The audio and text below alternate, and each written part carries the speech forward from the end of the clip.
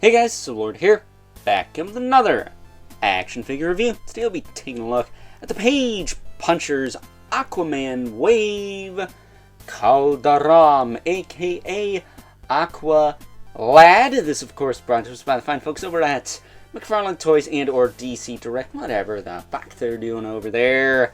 But who gives a shit about all that? This is a character from Young Justice, a show that is fucking awesome, fucking kick-ass, and fucking fantastic in every sense of the word. You can watch it now on ye old HBO Max. I highly suggest you do so, because that's why I picked this guy up. I actually found him on Amazon for a little cheaper than retail, so quite happy about that. So before we get too far ahead of ourselves with praise and cuss words, why don't we cut right to the chase and get into meat and taters of this review. Take a look-see at all Aqualad, aka Calderam, has to offer in terms of accessories.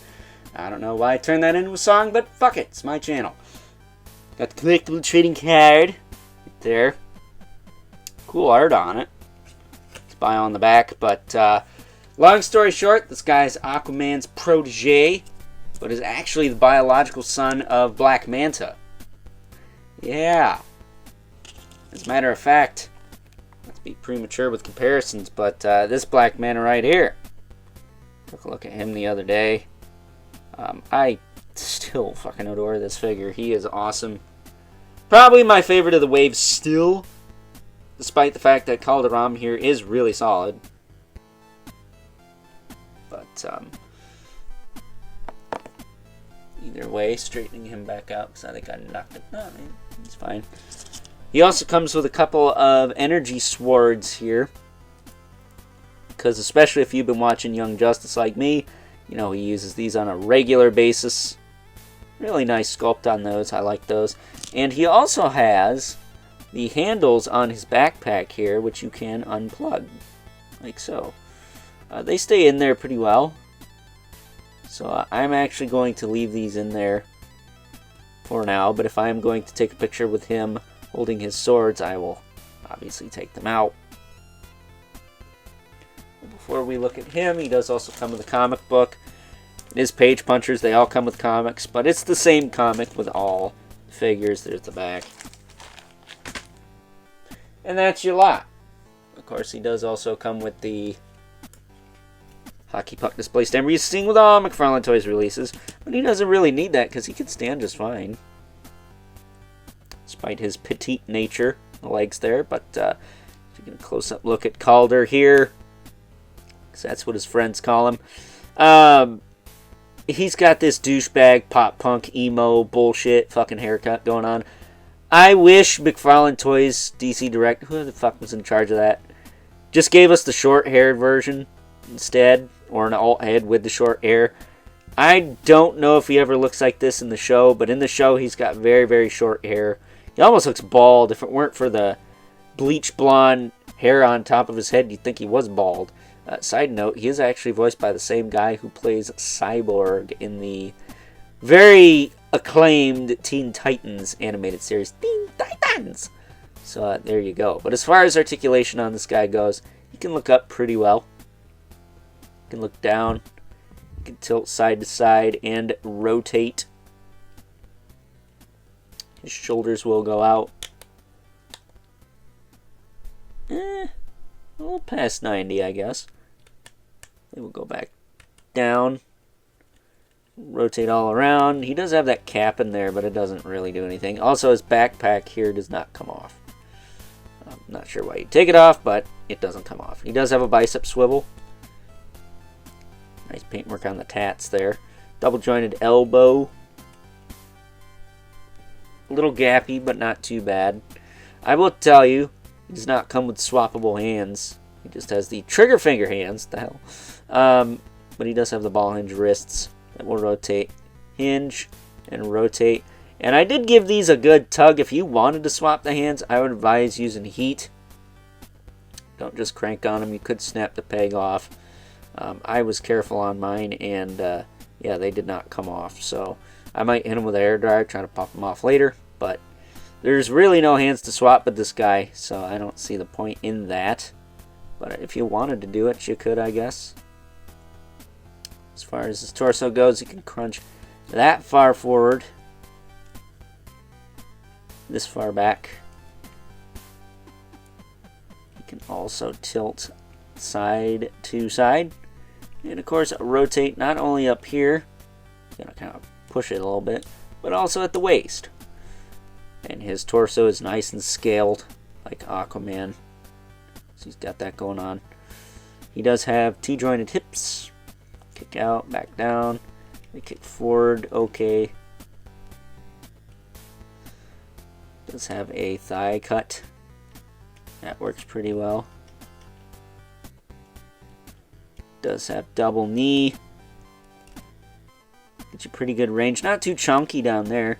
I will say I had to chip off some excess plastic on the knee and on the lower leg there, but nothing crazy.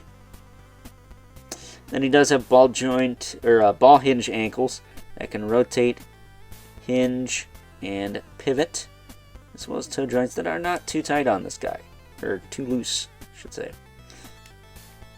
That's Calder in a nutshell. He is awesome. I think he's really cool. If you like Young Justice, you got to pick this guy up because he goes with the Nightwing from the Titans wave. You know, that's kind of what he looked like in that series, season 2, more or less. And then we got that Connor Kent Superboy Collector Edition coming.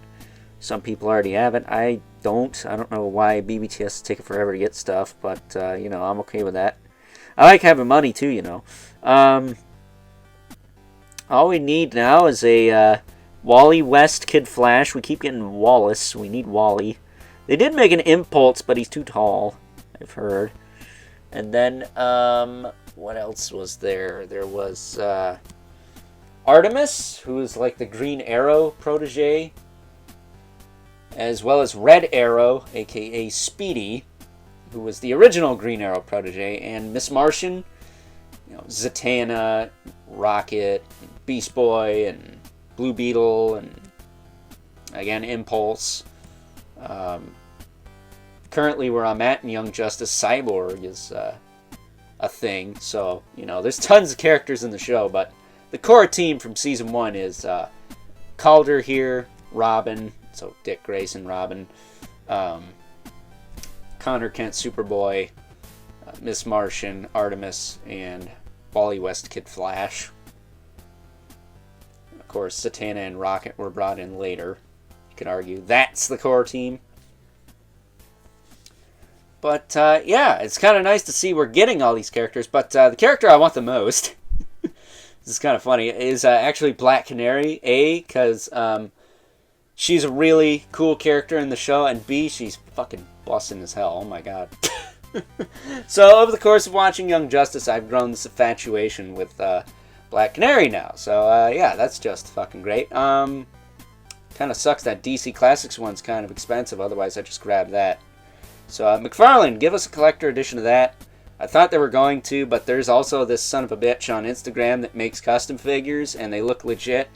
And that might have been something he did. So, fuck that guy. That's not cool. That's trolling to the highest power. Good talent, but please don't do that. You're going to give me a stroke if you show off something like Ares or Etrigan, like a classic Jack Kirby looking one, alright? So that being said, before we wrap this up, let's actually plug this back on. Or the manipulative mace fell off on me again. Of course it did. I don't know why it does that. It's not bobbly on there. Here's the infamous Living Spawn. Just so we can bring in our 2 regulars. I almost forgot, because I was too busy thinking about my future fictional wife, Black Canary, aka Dinah Lance. And yeah, make fun of me in the comments all you want. You used to jerk off to something in the fucking 80s or 90s or 2000s or wherever you were old enough to discover your own dick. But there you go. There's Spawn. He's taller than Calder. Calder kind of looks like Al Simmons' son, doesn't he? So that being said, it's time now that we wrap things up with some final thoughts. Overall, and while he may not be my favorite figure of the wave, I do believe that that honor goes to his old man, Black Manta, who is beyond bussin', if you ask me.